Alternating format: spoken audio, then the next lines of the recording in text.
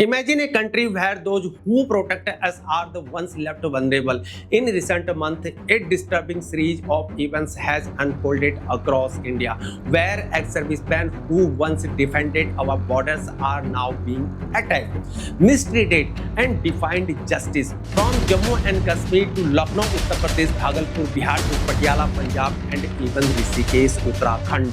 Incident of violence against our military personnel have sparked outrage. Today, I pose the most crucial question to our leaders: what will be done to protect those who have sacrificed everything for our safety and dignity? Jai Hind, friends. I'm Hira Parihar and you are watching Sainik Ekta channel. Don't forget to subscribe, like the video and share it so that your voice and our voice and the voice of the suffering from soldiers can reach the government. My friends, Jammu and Kashmir, a region that has always been surrounded by conflict and controversies.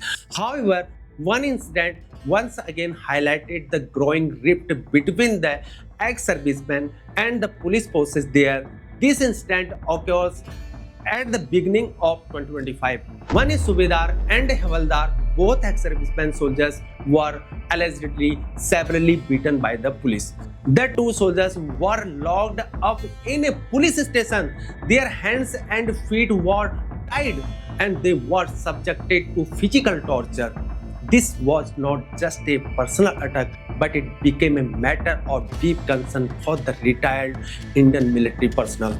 When the police accused these soldiers of being involved in terrorist activities, the case gained even more attention. Former soldiers and the military community were extremely angry over this incident. Accountability was demanded and appeals were made to senior officers for an investigation. But the question remained: would the truth about the behavior of the Indian security forces come to light this time? The tension between the military personnel and the police in Jammu and Kashmir was already deep, and this incident only exacerbated that rift. Then another heartbreaking incident recently took place in Lucknow, Uttar Pradesh. One retired brigadier, Ravindra Srivastava, was attacked by land mafias in life-threatening manner. He alleged that illegal possession had been made on his land and that the administration had taken no action.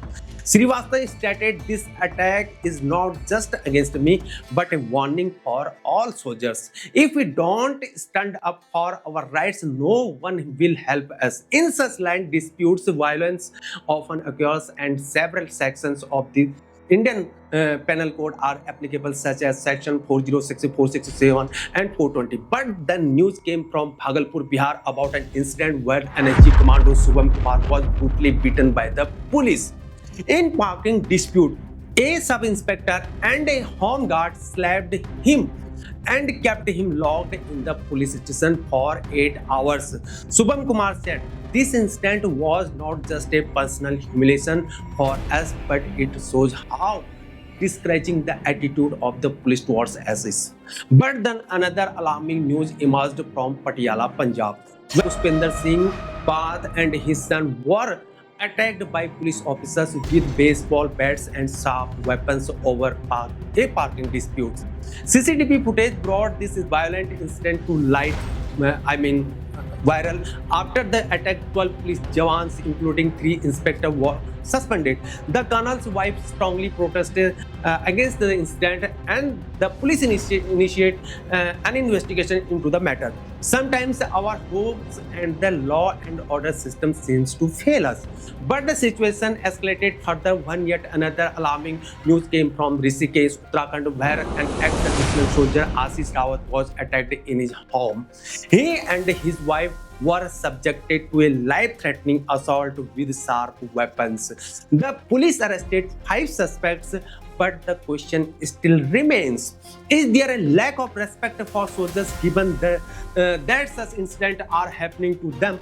These events are not just painful memories from the past, they are a signal that Indian soldiers deserve the respect and protection from society and law enforcement agencies that they rightfully deserve. It is time for all of us to seriously reflect on this and take steps towards a better future.